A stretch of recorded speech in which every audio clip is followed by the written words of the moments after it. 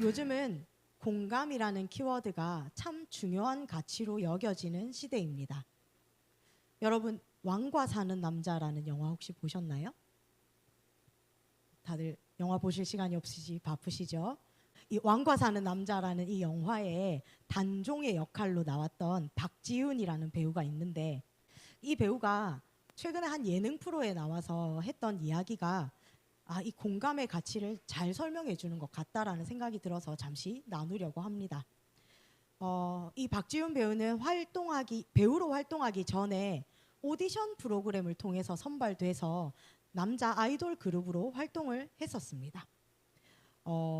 이 프로그램이 어떤 프로그램이냐면 아이돌을 지망하는 연습생, 그러니까 아이돌이 되기를 지망하는 사람 101명을 모아놓고 여러 가지 다양한 챌린지를 하면서 매회 순위를 매깁니다. 이번 주에는 이 101명의 순위가 이렇고 다음 주에는 순위가 이렇고 1등부터 101명의 순위를 매회 매기는 겁니다. 그러면서 밑에서부터 탈락자들을 매회 뽑아서 가려냅니다. 그렇게 치열한 경쟁 끝에 마지막에 11명을 뽑아서 아이돌 그룹으로 데뷔를 하는 그런 프로그램이었다고 합니다. 한번 내가 이 프로그램 우리가 참가할 리 없겠지만 참가했다고 생각하면 너무 스트레스가 심하고 매회가 정말로 어쩌면 오늘 내가 떨어지지 않을까, 내가 사랑하는 내 친한 친구가 떨어지지 않을까, 안절부절 못하는 그런 불안한 매회를 보냈을 것 같은 그런 생각이 듭니다. 그런데 이 박지훈 배우는 그 프로그램이 방송되는 내내 꽤 인기가 많아서 매 회차 계속해서 높은 순위를 가지고 있었더라고요.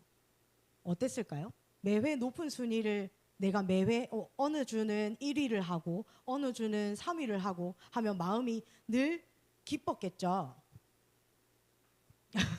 아니겠죠. 네. 어떨까요? 매주 1위하고 3위하고 다시 1위하고 이렇게 되면 다시 떨어질까? 내 순위가 떨어지면 어떡하지? 라는 것도 걱정스러울 것 같고, 또 한편으로는 나와 친한 동료가 또 어느 주에는 탈락을 하게 되잖아요. 그런 것도 마음이 많이 힘들었을 것 같다라는 생각이 들더라고요. 그래서 그가 높은 순위를 계속해서 기록하고 있으니까 주변에서 축하도 많이 해줬다고 해요. 너는 계속 높은 순위니까 참 잘 됐다, 좋겠다. 그런데 알게 모르게 질투도 많이 받고 또 알게 모르게 하는 그런 시샘의 눈빛도 많이 있었던 것 같습니다. 그래서 혼자 소가리를 아마 많이 했었던 모양이더라고요. 그러던 때에 우연히 길에서 학창 시절에 별로 친하지 않았던 동창 친구를 만났는데, 그 친구가 그 박지훈 배우에게 대뜸 힘들지, 너 요즘 힘들지, 이렇게 말을 했다라는 거예요. 그래서 그 말을 들은 이 박지훈 배우가 강남 한복판에서 엉엉 울었다고 하더라고요. 주변의 모든 사람들이 너는 잘 되고 있으니까 넌 문제 없지? 넌 다 괜찮지? 라고 하는데 친하지도 않았던 우연히 만난 그 친구만이 마치 자신이 그 소가리하고 전전긍긍하고 있는 그 마음을 다 안다는 듯이 너 요즘 힘들지? 라고 물어본 것이 너무나 큰 위로가 되었었던 모양입니다. 그래서 그때 이후로 그 친구랑 급격하게 친해졌다고 해요. 그래서 지금은 그 친구랑 같이 산다고 하더라고요. 그 친구는 헬스 트레이너인데, 그래서 같이 운동도 같이 하고 또 같이 살면서 아주 친한 친구로, 절친한 친구로 잘 지내고 있다고 합니다. 저는 이 얘기를 들으면서 상대의 아픔에 공감한다라고 하는 것이 요즘같이 점점 더 자기 자신만을 위하는 시대, 남의 아픔을 굳이 알려고 하지 않는 요즘 같은 때에 얼마나 귀하고 소중한 일인지에 대해서 다시 한번 생각해 보게 되었습니다. 그리고 이런 공감이 꼭 필요한 곳이 있다면 병원이 아닐까 하는 생각을 하게 되었습니다. 여러분 혹시 그런 적 없으세요? 너무 아파서 병원에 갔는데 의사 선생님이 아우 너무 많이 아프셨겠는데요? 라고 하면 아팠던 게 좀 낫는 것 같은 그런 느낌. 저는 그런 적이 있었거든요. 편도가 되게 많이 붓고 감기 몸살이 심하게 걸렸었는데 오전 일찍부터 외부 일정이 있었던 거예요. 그래서 어쩔 수가 없이 이제 일찍부터 아픈 몸을 이끌고 겨우겨우 이제 시간을 맞춰서 일정에 나갔는데, 일정을 진행하고 있는 중간에 도저히 몸이 참을 수 없는 상태가 되어서 도저히 안 되겠다, 병원을 가야 되겠다 이렇게 생각을 해서 막 지도 잘 알지도 못하는 동네였거든요. 그래서 막 어느 병원에 가야 되지 막 검색을 해가지고 찾아서 갔다 올게요 이렇게 하면서 막 병원에 갔는데 병원이 휴무인 거예요. 그래가지고 막 눈물을 참으며 다시 병원을 그럼 어디를 가야 되지? 다시 막 검색을 해가지고 또 아픈 몸을 끌고 다시 병원에 갔어요. 가서 이제 진료를 보는데 의사 선생님이 이렇게 얘기하는 거예요. 편도가 이렇게까지 부었으면 너무 힘들었겠는데요? 너무 아팠겠는데요? 하니까 눈물이 핑 돌면서 이때까지 막 머리가 지끈지끈 아프고 몸이 진짜로 너무 힘들었는데 좀 몸이 가벼워지고 왠지 낫는 것 같은 그런 생각이 드는 거예요. 그만큼 의사 선생님이 환자의 아픔에 얼마나 공감해 주는지, 또 의사 선생님이 얼마나 친절한지가 치료에도 너무나 중요한 역할을 한다라는 생각이 듭니다. 그러니까 친절한 의사, 공감과 위로를 잘 해주는 의사가 좋은 의사겠죠. 그런데 여러분, 공감만 잘해주면 좋은 의사일까요? 그렇지 않겠죠.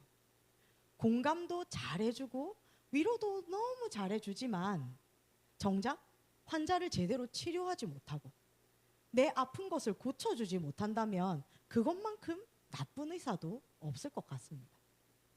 저는 그런 의사도 경험을 해봤습니다. 제가 청소년 때부터 아주 오랫동안 빈혈이 있었습니다. 나이가 들수록 점점 정도가 심해지더라고요. 어느 정도로 정도가 심해졌었냐 하면 20대 중반쯤에 병원에 갔는데 의사 선생님이 이렇게 묻는 거예요. 아니 빈혈이 이렇게 심한데 왜 약을 안 드세요? 왜 치료를 안 하세요? 그래서 근데 빈혈이라는 병은 뭐 어디가 부러지거나 뭐 이런 것처럼 막 급격하게 통증이 오거나 이런 것이 아니잖아요. 그냥 전반적으로 몸이 계속 아프다, 계속 컨디션이 계속 나쁜 상태로 지내야 된다, 이런 게 이제 힘든 거지 급격하게 아프지 않기 때문에 내가 아프다라는 인지도 잘 못하고, 그리고 이 빈혈약 철분제가 먹으면 소화가 잘 안 되고 이 되게 여러 가지로 힘든 게 많거든요. 그래서 약을 어렸을 때 좀 먹다가 힘들고 좀 불편하기도 하고 그냥 안 먹어야겠다, 이렇게 약을 챙겨 먹어야겠다, 내가 환자다라는 생각도 들지 않고, 그래서 약을 잘 안 먹고 치료를 안 했었다 이렇게 의사 선생님한테 말을 했더니 의사 선생님이 이렇게 얘기하시는 거예요.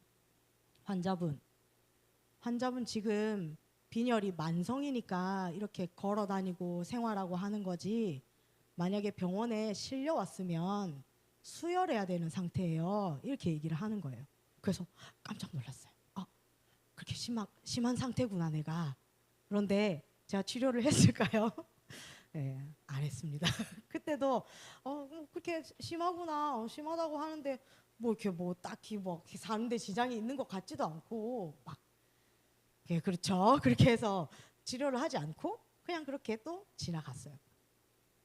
그러니까 나이를 좀 더 먹어서 이제 30대 중반쯤 이렇게 되니까 조금만 몸을 무리해서 써도 정말로 몸이 땅바닥으로 꺼지는 것 같고 너무 힘든 상태가 되는 거예요. 그래서 이대로는 진짜로 안 되겠다 해서 요 구서동 근처에 있는 내과를 찾아갔습니다. 갔더니 의사 선생님이 너무 친절하고 따뜻한 분인 거예요. 몸이 제가 어떻게 해서 힘들고 요새 요렇게 일정이 좀 많고 이렇게 얘기를 했더니 막 말끝마다 추임새 같이 아이고 그러면 너무 힘들지, 아이고 너무 힘들, 네 맞아요, 그러면 힘들죠, 예 힘들죠 이렇게 너무 제 얘기를 잘 들어주고 너무 위로를 잘해주는 거예요. 마치 자기가 아픈 것처럼 너무 공감을 잘해주는 거예요. 그래서 이 병원에 정착해서 내가 빈혈을 좀 치료해봐야겠다라고 생각을 했습니다. 먼저 빈혈의 원인을 찾아야 되니까 피검사를 했거든요. 피검사를 했는데 피를 만들어내는 양은 정상인 거예요.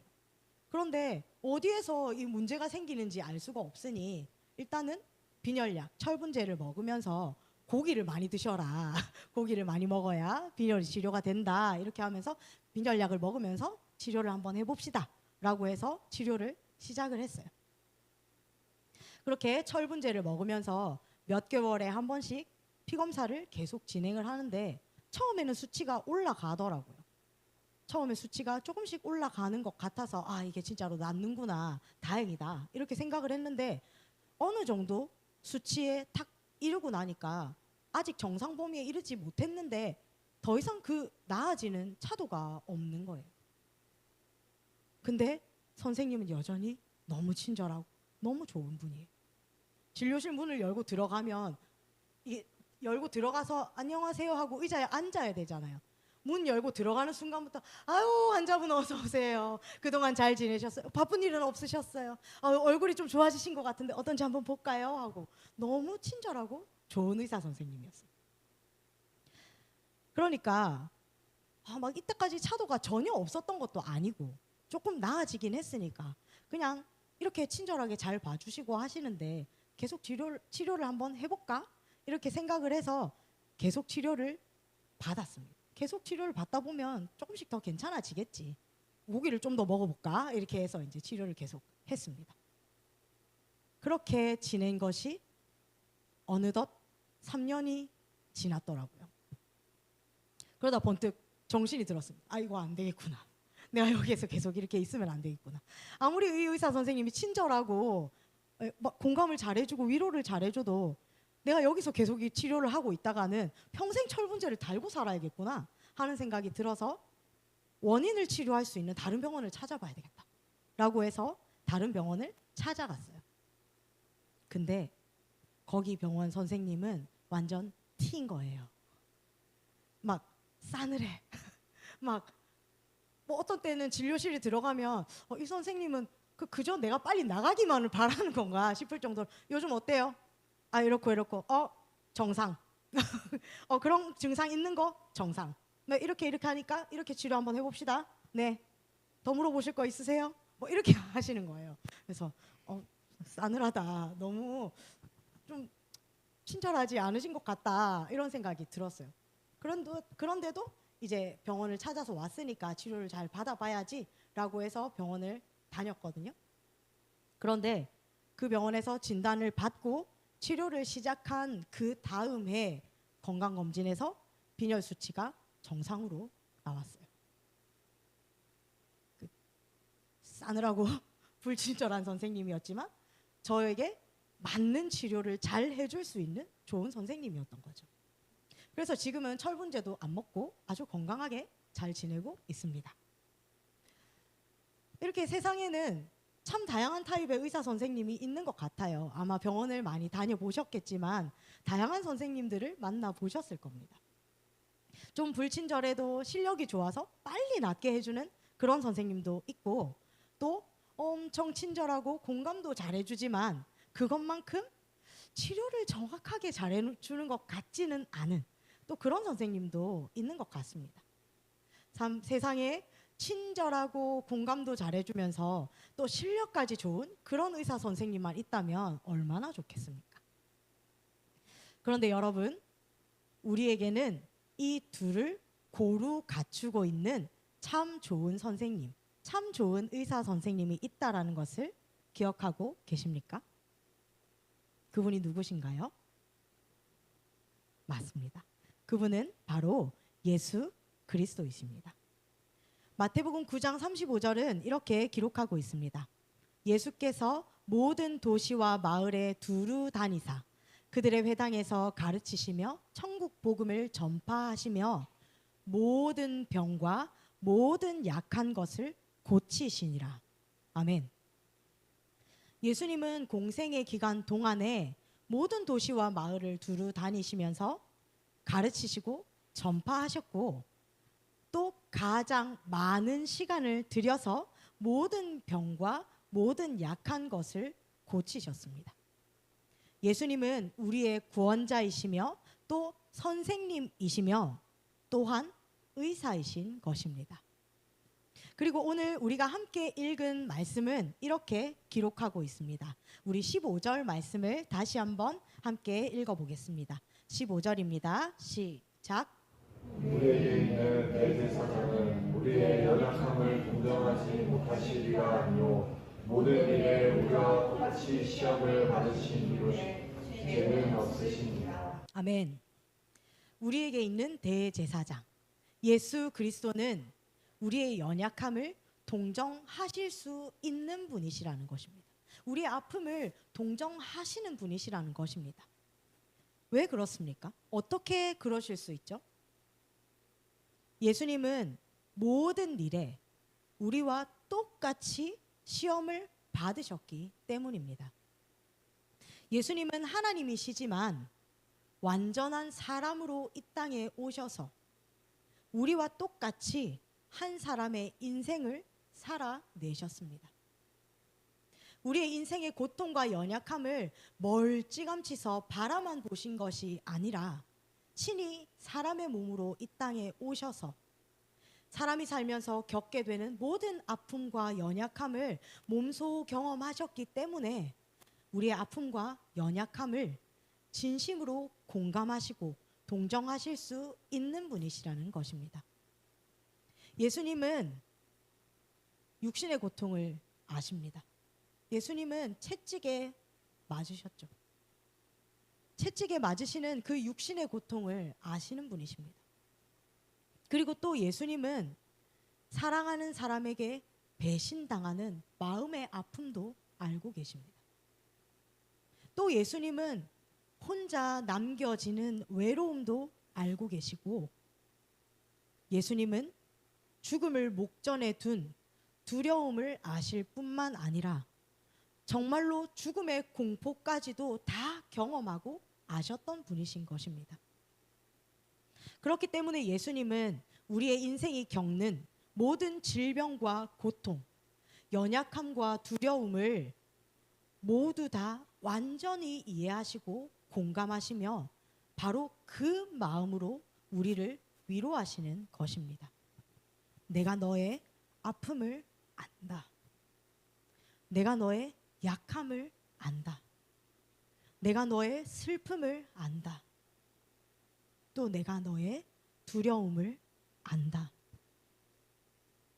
그리고 예수님은 단지 우리의 아픔에 공감만 하시는 분이 아니라 능히 치료할 수 있는 능력 있는 의사이시라는 것입니다. 우리 오늘 본문 14절을 다시 한번 읽어보겠습니다. 14절입니다. 시작. 그러므로 우리에게 큰 대제사장이 계시니 승천하신 이 곧 하나님의 아들 예수시라.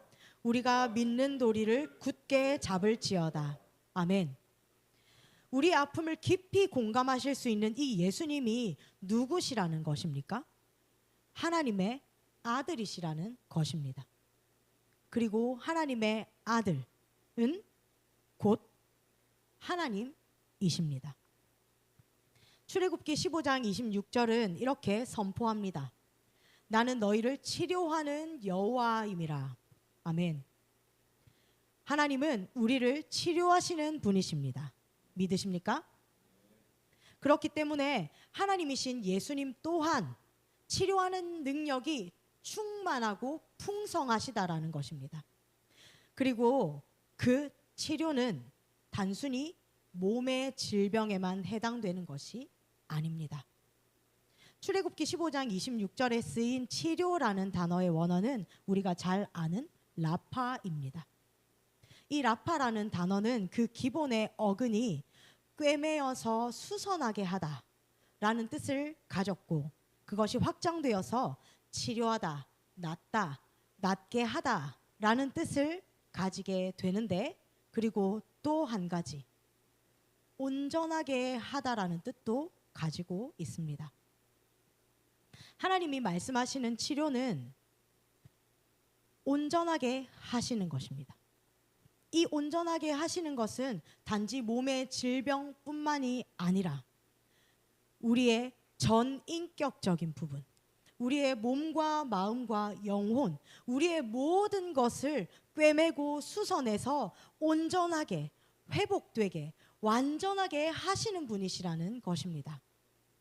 인간의 모든 연약함, 모든 무너진 것, 또한 모든 죄악된 것을 회복시켜서 온전하게 하시는 것이 하나님께서 말씀하시는 치료라는 것이고, 바로 그 치료의 능력이 하나님이 아들이신 예수 그리스도께 있다라는 것입니다. 오늘 본문 말씀은 우리의 모든 아픔을 이해하시고 공감하시며 또 불쌍히 여기시는, 그리고 우리의 모든 것을 고쳐서 온전하게 하실 수 있는 참 좋은 의사 선생님 예수 그리스도가 바로 우리의 곁에 계시다라는 것을 말씀해 주고 있습니다. 그리고 오늘 본문 16절을 통해서 그렇다면 그런 것을 깨달아 아는 우리는 어떻게 해야 할 것인가에 대해서 말씀해 주고 계십니다. 우리 16절을 함께 읽어보겠습니다. 16절입니다. 시작. 그러므로 우리는 긍휼하심을 받고 때를 따라 돕는 은혜를 얻기 위하여 은혜의 보좌 앞에 담대히 나아갈 것이니라. 아멘. 아무리 좋은 의사가 가까이에 있어도 우리가 그 앞에 나가 그를 만나지 않으면 그 의사는 아무 쓸모가 없는 것입니다. 그런데 우리는 때로 우리의 문제와 연약함을 부둥켜 안고 혼자 고통스러워하며 웅크려 있을 때가 있습니다. 많은 이유들이 있을 것 같습니다. 때로는 두려움 때문에, 또 때로는 나의 이 아픔이 부끄럽게 여겨져서, 또 때로는 나의 이 아픔 때문에 내 마음이 너무나 절망적이어서 그 하나님을 찾을 수 없는 그 정도의 마음에 이르는 순간들도 있을 것입니다.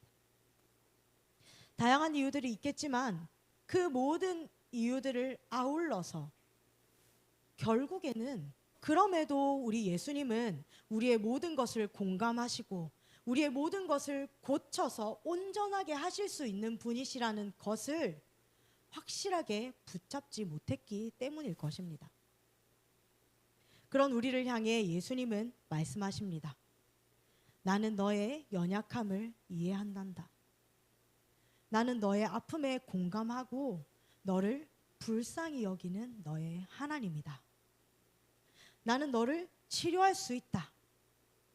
나는 너를 온전하게 회복시킬 수 있는 너의 하나님이다. 그러니 나에게 나아오기만 해라.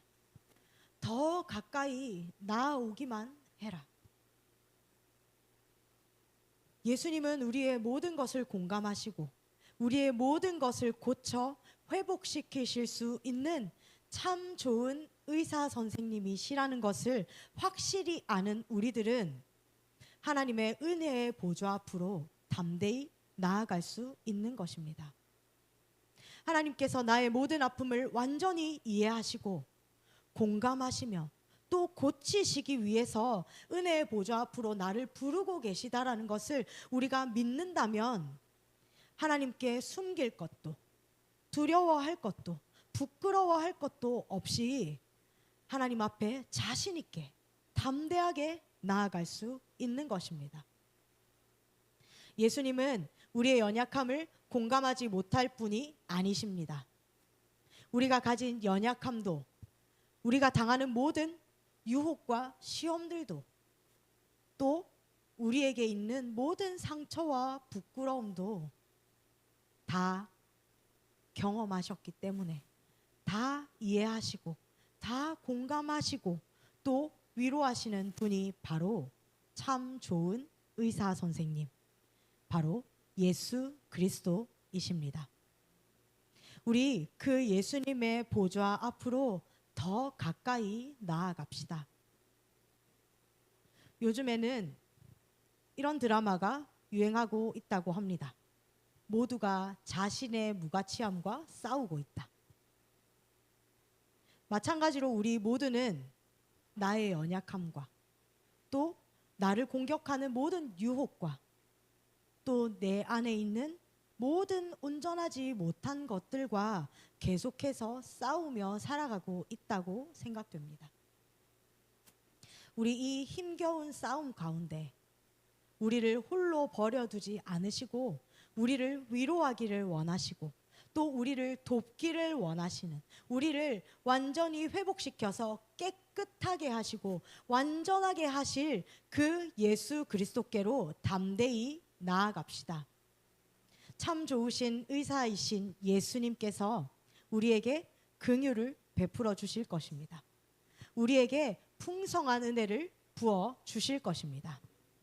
우리 그 긍휼하심과 은혜를 충분히 누릴 수 있도록 마음 깊은 예배를 통해서 숨김없이 모든 것을 아뢰어드리는 기도를 통해서 은혜의 보좌 앞으로 더 가까이 나아가는 저와 여러분이 되기를 소망합니다.